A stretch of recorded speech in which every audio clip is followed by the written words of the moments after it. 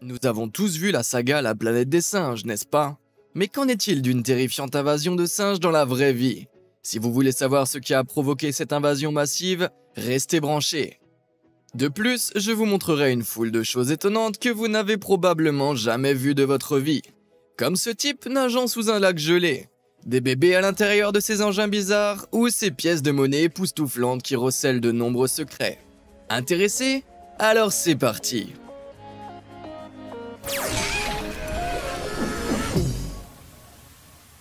Avez-vous peur des serpents? Leur corps écailleux, leurs yeux jaunes et fendus, leur langue fourchue vous donne-t-il la chair de poule? Et ce spécimen? Fuirez-vous dans la direction opposée s'il se glissait sur votre chemin? Ce serpent bizarre est le bois des sables d'Arabie, et il semble être le produit vivant de la tentative d'un enfant de 8 ans de dessiner un serpent de mémoire. On trouve cette espèce dans la péninsule arabique et en Iran, où elle passe ses journées enterrée dans le sable, ce qui semble plutôt raisonnable si l'on considère que la température peut atteindre 50 degrés pendant la journée. Lorsqu'ils sortent, la plupart du temps la nuit, ils dévorent des petits reptiles comme les geckos. Apparemment, les petits yeux globuleux au-dessus de sa tête lui permettent de facilement voir ce qui se passe en surface alors qu'il est encore enterré. Les serpents ont également des écailles transparentes sur leurs yeux appelées cache-œil, qui se détachent lorsqu'ils se mettent à l'ombre. Il n'y a donc pas lieu de s'inquiéter que ce petit bonhomme bizarre ait du sable dans les yeux. Nous ne pouvons pas tous avoir un talent inné pour la musique. Je ne sais pas vous, mais moi je ne maîtrise même pas le triangle. Certaines personnes poussent leur aptitude musicale à un niveau supérieur en maîtrisant des instruments dont vous n'avez jamais entendu parler auparavant, comme ce type.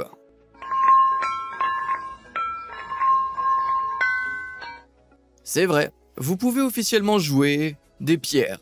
Je plaisante, il s'agit en fait d'un instrument ancien appelé lithophone, dont la démonstration est faite ici par l'archéologue et professeur Jean-Loup Ringot, spécialisé dans la musique préhistorique.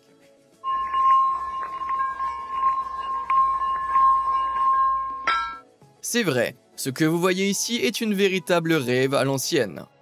L'instrument fonctionne un peu comme un xylophone, mais il est composé de diverses roches qui créent des sons semblables à des carillons lorsqu'elles sont caressées par d'autres pierres. En fait, le lithophone est encore utilisé aujourd'hui dans les régions traditionnelles vietnamiennes. Regardez cette femme raglée dans les hauts plateaux du centre du Vietnam, montrant son danda, un lithophone traditionnel des groupes ethniques de la région. Plutôt chouette, non? L'océan abrite une gamme de créatures si diverses et colorées qu'il est impossible de garder un œil sur tout ce qui existe dans les profondeurs obscures. Avez-vous déjà posé les yeux sur l'un de ces êtres mystiques? Ces petites bêtes surréalistes sont adorablement appelées anges des mers et ressemblent plus à des Pokémon qu'à de véritables animaux vivants. Les anges de mer, ou ptéropodes, sont en fait un groupe fascinant d'escargots de mer qui passent leur vie à nager ou à dériver dans l'océan, sans jamais toucher le fond. On les trouve dans le monde entier, des régions polaires aux mers tropicales, et ils doivent leur surnom à leurs appendices ressemblant à des ailes appelées parapodes, qui se déploient de part et d'autre de leur corps gélatineux et transparent. Mais ne vous y trompez pas, les anges de mer sont des créatures minuscules, et la plus grande espèce, le papillon de mer nu, ne mesure que 5 cm de long. Bien qu'ils ne semblent pas menaçants, les anges de mer sont en fait carnivores, et dévastateurs pour tous les aussi beaux papillons de mer qu'ils piègent dans des toiles gluantes, et qu'ils engloutissent comme collation.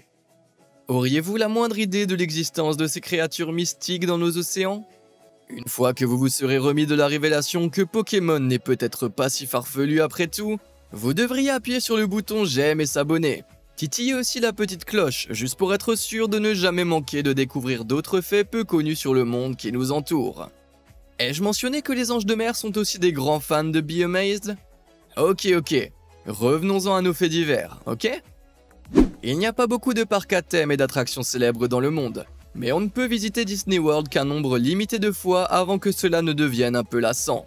Si vous cherchez quelque chose d'un peu différent pour pimenter votre journée, pourquoi ne pas visiter les machines de Lille, alias le Steampunk Wonderland? Située à Nantes, en France, cette métropole créative est à la fois une installation artistique et un parc d'attractions, qui donne vie au monde étrange de l'écrivain de science-fiction Jules Verne.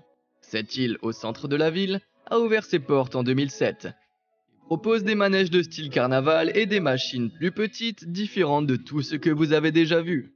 Les visiteurs peuvent monter à bord d'araignées géantes et de vers parmi des tonnes d'autres créatures steampunk. Mais le plus grand spectacle est de loin le grand éléphant mécanique de 48 tonnes qui transporte 50 cavaliers et traverse le parc en regardant de haut les chétifs humains en contrebas. La vie sous les vagues est certainement plus mystérieuse que nous ne pouvons l'imaginer. Et qu'en est-il de celle sous le sable? Vous savez, ces coquillages plats qui ressemblent à des pièces de monnaie estampillées d'une énorme forme d'étoile que des gens adorent collectionner lorsqu'ils échouent sur le rivage. Je parie que vous n'en avez jamais vu un vivant auparavant. Également connus sous le nom de biscuits de mer ou biscuits de Vivano, les dollars de sable sont en fait une espèce d'oursin plat et fouisseur, appartenant à l'ordre des clipéastéroïdes. Lorsqu'ils sont vivants, ils sont en fait de couleur brune violacée, et leurs épines duveteuses sont couvertes de minuscules poils flexibles appelés cils, qu'ils utilisent pour se déplacer et transporter la nourriture vers leur bouche centrale. Lorsqu'ils meurent, leur squelette est blanchi par le soleil, et les petites épines disparaissent. L'étoile sur leur dos, qui consiste en des plaques de carbonate de calcium disposées en quintuples, devient plus visible lorsqu'ils meurent. Donc, la prochaine fois que vous ramassez des dollars de sable sur la plage, n'oubliez pas, vous ramassez littéralement des cadavres.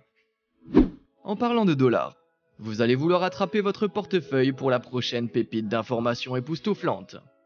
Vous l'avez? Bien. Maintenant, sortez un billet d'1 $ standard et cherchez l'araignée cachée. Vous ne la voyez pas encore? Tournez le dollar sur le côté et portez une attention particulière gauche du grand chiffre 1 sur le billet et vous devriez voir une petite araignée sortir sa tête derrière le bord blanc. La raison de cet ajout caché fait l'objet de nombreuses spéculations. Certains disent qu'il s'agit d'un simple accident dû à la différence de conception de la ligne palmée, tandis que d'autres affirment qu'il a été placé intentionnellement comme mesure anti-contrefaçon. Certains prétendent également voir un hibou ou une tête de mort plutôt qu'une araignée. Mais quoi qu'il en soit, je parie que vous ne l'avez jamais vu auparavant. Que voyez-vous? Araignée? Hibou? Tête de mort ou autre chose? Faites-le moi savoir dans les commentaires ci-dessous et je vous répondrai. Et si vous avez des choses étonnantes à partager avec le monde entier, pourquoi ne pas m'écrire et me le faire savoir? Envoyez les images que vous trouvez en ligne à clip@beamaze.com et vous aurez droit à une mention dans le prochain épisode s'il est fait référence. La plupart d'entre nous ne peuvent que rêver de dénicher une pierre précieuse, mais certains ont consacré leur vie à la chasse aux joyaux, et parfois, le gain peut être énorme. Littéralement.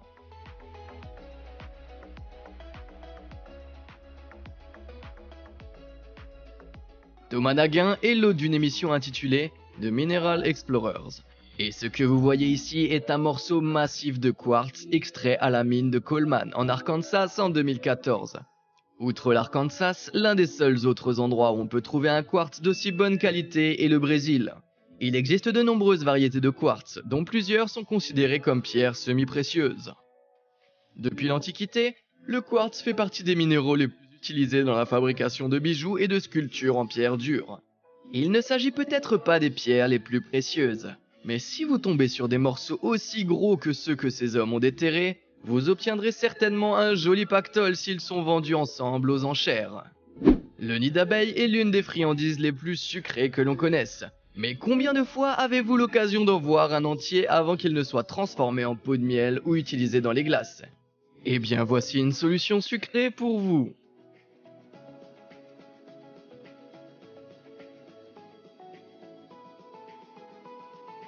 Avez-vous déjà vu quelque chose d'aussi étrangement satisfaisant? Tout ce miel sucré qui s'écoule rendra vos mains probablement très collantes. Surtout si vous décidez de le faire à main nue comme cette femme. Avant de vous lancer dans l'extraction du miel, sachez que cela détruit totalement l'alvéole. Pour que le miel soit extrait correctement, il est généralement filé et filtré à l'aide d'un extracteur avant d'être reposé et mis en bouteille.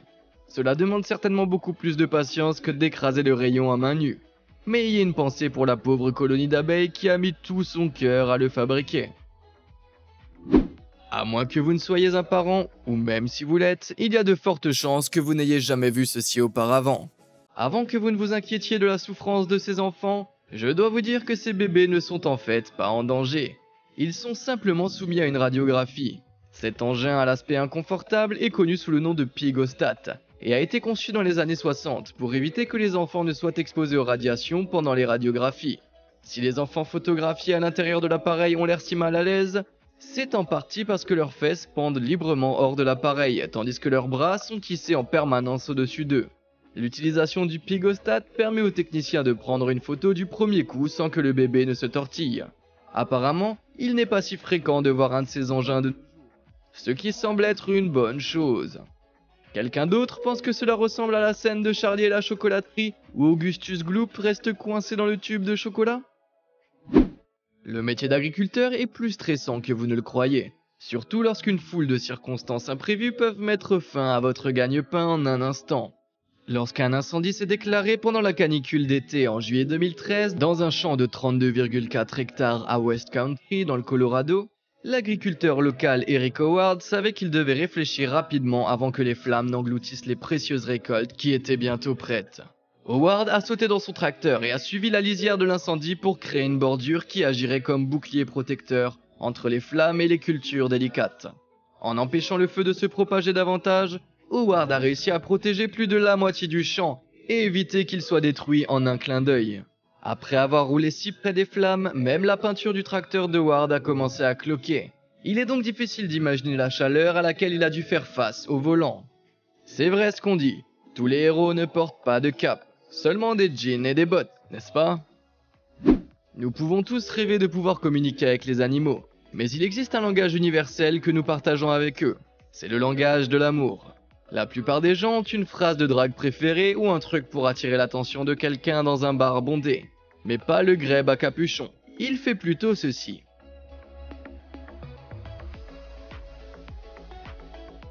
Cette séquence, qui montre un rituel de séduction élaboré, a été filmée par Michael et Paula Webster pour le film Tango in the Wild. Et c'est un spectacle incroyablement rare. Le grebe à capuche est un oiseau en péril critique d'extinction qui se reproduit sur quelques lacs basaltiques à l'intérieur de Santa Cruz, à l'extrême sud-ouest de l'Argentine. Ce flirt à plumes n'a officiellement été découvert par les scientifiques qu'en 1974, car il vit dans l'un des environnements les plus isolés et inhospitaliers de la planète. Pendant la saison de reproduction, ils installent leur colonie de nidification sur les lacs voir danser comme dans ce clip. Oh. Avez-vous déjà eu envie de disparaître dès que quelque chose de très embarrassant se produit? Eh bien, vous devriez probablement prendre quelques conseils de ce mec. Ce curieux personnage est l'utilisateur Reddit Mossberg91. Au cas où vous vous demanderiez comment un humain peut disparaître dans les buissons en un clin d'œil, la réponse est simple. Fabriquez-vous un costume fantôme. En termes simples, une tenue de camouflage est un type de vêtement conçu pour ressembler au fond d'un environnement naturel comme le feuillage, la neige ou le sable. En général, il s'agit d'un vêtement en filet ou en tissu recouvert de bandes de toile, de jute de tissu ou de ficelles ressemblant à des feuilles ou encore des brindilles. Mais de vraies feuilles ou de la mousse peuvent également être utilisées pour se fondre dans la masse. Ce type de combinaison est surtout utilisé par le personnel militaire, la police, les chasseurs et les photographes de nature qui veulent se dissimuler de leurs ennemis ou de leurs cibles. Et vous seriez surpris de voir à quel point il est difficile d'y parvenir. Pour prouver à quel point le costume de Mossberg est sans faille, regardons-le une fois de plus, mais à l'envers. Il existe de nombreuses pièces rares dans le monde, mais aucune n'est aussi unique que celle créée par le maître graveur Roman Boutine. Cet artiste russe a appris à graver tout seul en regardant des tutoriels sur YouTube avant de faire de sa passion une carrière à plein temps. Et diantre, cela a porté ses fruits. Avec une imagination débordante, une main sûre et beaucoup de patience, Boutine transforme une simple pièce de 5 cents en œuvre d'art d'une complexité époustouflante. Sa toile de prédilection est le Silver US Morgan, en raison de sa taille et de son épaisseur. Lorsqu'il a terminé son travail, chaque pièce est transformée en une œuvre de collection unique en son genre. Les dessins artistiques ne sont pas la seule chose qui rend ces pièces si spéciales. Beaucoup d'entre elles sont également dotées de couches secrètes et de pièges cachés, comme des ressorts, des leviers et des portes à gâchettes que Boutine ajoute en utilisant des mécanismes miniatures. Si vous vous demandez comment mettre la main sur l'une de ces pièces fantastiques, Boutine les vend en ligne et aux enchères, et il est juste de dire qu'elles peuvent rapporter une jolie somme. Ok, je sors.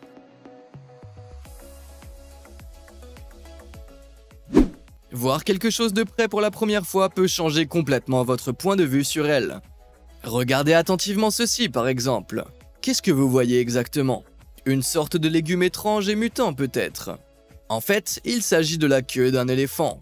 Croyez-le ou non, ce ne sont pas les poils les plus fins et doux qui recouvrent la queue des plus grands animaux terrestres de la planète, mais des poils gros et épais. La queue de l'éléphant a de multitudes d'usages. Ils utilisent leur queue pour communiquer comme les chiens en l'agitant pour signifier leur bonne humeur ou leur excitation. Les éléphantos s'accrochent également à la queue des plus âgés lorsqu'ils se déplacent dans des plaines en grands groupes pour plus de sécurité. Plus important encore, cet imposant bout de queue sert de chasse-mouche efficace que les éléphants utilisent pour déloger les mouches qui les piquent. Parfois, il semble que nous les humains pourrions nous aussi avoir besoin d'une queue, n'est-ce pas? Depuis l'Antiquité, les humains utilisent des briques pour créer des routes et des sentiers. Les routes de briques sont faciles à réparer et à remplacer et sont suffisamment robustes pour supporter l'eau et le gel sans former de fissures. Mais la pose de briques elle-même était autrefois une tâche longue et complexe. Jusqu'à ce que, au cours de la dernière décennie, le processus soit entièrement transformé. Cette machine, qui semble être alimentée par de la magie noire, est connue sous le nom d'imprimante routière et est capable de créer une route avec autant de facilité que la pose d'un tapis. Les briques sont insérées dans la machine et assemblées verticalement, avant de glisser lentement le long de la rampe et de les reposer sur le sol. Il y a quelque chose de tellement satisfaisant à regarder cette machine à l'œuvre et l'utilisation d'une imprimante à route permet aux finisseurs d'assembler 500 mètres de route par jour d'une largeur de 90 cm à 6 mètres. Quelle efficacité! Quelle est la chose la plus folle qui vous est arrivée dans votre ville? Quelle qu'elle soit, je parie qu'elle n'est rien comparé à cette foule de singes en colère envahissant les rues à perte de vue. Cet événement bizarre s'est produit le 11 mars 2020 à Lopburi en Thaïlande et a été filmé par un homme de la région qui était probablement aussi déconcerté que tous ceux qui ont eu la malchance d'assister à ce que l'on a depuis surnommé l'attaque du macaque. Apparemment, cette épreuve est le résultat d'une guerre de territoire entre 4 bandes rivales de singes, chacune forte de 500 à 600 singes. Lorsque l'un des gangs a réussi à récupérer un peu plus de malbouffe que les autres, les gangs vivant de l'autre côté de l'intersection très fréquentée ont décidé de lancer un raid. Les habitants terrifiés ont barricadé leurs portes, tandis que les singes se déchaînaient dans la ville, laissant une traînée d'ordures et d'excréments dans leur sillage. Même en temps normal, les primates intrépides font la loi dans les rues autour du temple de Pram Sangyod, dans le centre de Lopburi, patrouillant les hauts des murs et attaquant les voitures en stationnement. Le problème est devenu tellement incontrôlable qu'une campagne de stérilisation a été lancée par le gouvernement contre ces créatures après que l'épidémie ait provoqué un changement inattendu de leur comportement. Essayez de partager votre maison avec des troupes de singes en colère. Avez-vous déjà fait un cauchemar dans lequel vous êtes piégé sous la glace, incapable de remonter à la surface? Cela ressemblait-il à ceci? Qui d'autre a retenu son souffle en regardant ça? Ce casse-cou absolu, ou ce fou selon la façon dont on le voit, est le plongeur en apnée Piotr Kapun. Il existe des athlètes assez incroyables dans le monde, mais certains vont jusqu'à l'extrême avec leurs exploits sportifs impressionnants. Au cas où vous ne le sauriez pas, l'apnée est une forme de plongée qui consiste à retenir sa respiration sous l'eau sans utiliser d'appareil respiratoire comme un scaphandre autonome. Le 23 janvier 2019, Kapun a franchi une nouvelle étape en apnée directement sous la glace du lac Milada, dans la région de Liberec en République tchèque. Kapun n'est pas étranger au fait d'être sous la surface et glisse sous la glace comme un fantôme, mais on peut dire que c'est définitivement une chose que vous ne devriez pas essayer à la maison. Est-ce un oiseau? C'est un avion? Non, c'est un papillon de nuit? Les papillons de nuit ne sont peut-être pas les créatures les plus excitantes de la planète, mais si vous devriez poser les yeux sur le sphinx colibri, vous le prendriez probablement pour un élégant colibri. L'indice est dans le nom, après tout. Cet insecte duveteux parvient si bien à imiter son homologue à plumes grâce à sa taille énorme et à ses trompes longues de quelques centimètres qu'il s'élance de fleur en fleur pour recueillir le nectar. Contrairement à la plupart des papillons de nuit, qui ont un abdomen effilé, le sphinx colibri ressemble aussi à un oiseau, car il semble avoir des plumes sur la queue. Cette espèce inhabituelle peut se déplacer à des vitesses surprenantes, jusqu'à 19 km/h, et continue de voler par mauvais temps, ce qui en fait l'une des espèces de papillons et de mythes les plus robustes au monde. Si j'étais un insecte, je ne voudrais certainement pas me mesurer à ce type. Si vous pouviez avoir un super pouvoir, quel serait-il? La plupart des gens diraient probablement voler sans hésiter, non? Malheureusement, il est peu probable que les humains développent des ailes et prennent leur envol de sitôt. Mais il existe un autre moyen de planer avec les oiseaux. Et je ne parle pas seulement de sauter d'un avion. Christian Moulek, 60 ans, de Lorient en France, a mérité le titre de l'homme-oiseau pour sa carrière peu conventionnelle passée à voler aux côtés de certains des oiseaux migrateurs du monde. Tout a commencé en 1995 lorsque M. Moulek a découvert que les oies naines avaient du mal à migrer d'Allemagne en Suède. Le météorologue a décidé d'adapter un planeur biplace ultra léger pour voler aux côtés de ces espèces vulnérables afin de les guider vers une route migratoire plus sûre. Aujourd'hui, Moulek a transformé son projet de migration en une expérience unique pour les touristes, qui peuvent le rejoindre pour un vol de 35 minutes avec ses compagnons aviaires. Tout se passe bien jusqu'à qu'une oie vous prenne pour l'une des siennes pendant la saison des amours. Laquelle de ces choses vous a le plus ébahi? Si vous pensiez que vous pouvez supporter davantage d'étonnement, vous devriez absolument regarder l'un des épisodes précédents de cette série. Je vais les mettre à l'écran pour vous. Et comme toujours, merci de nous avoir suivis.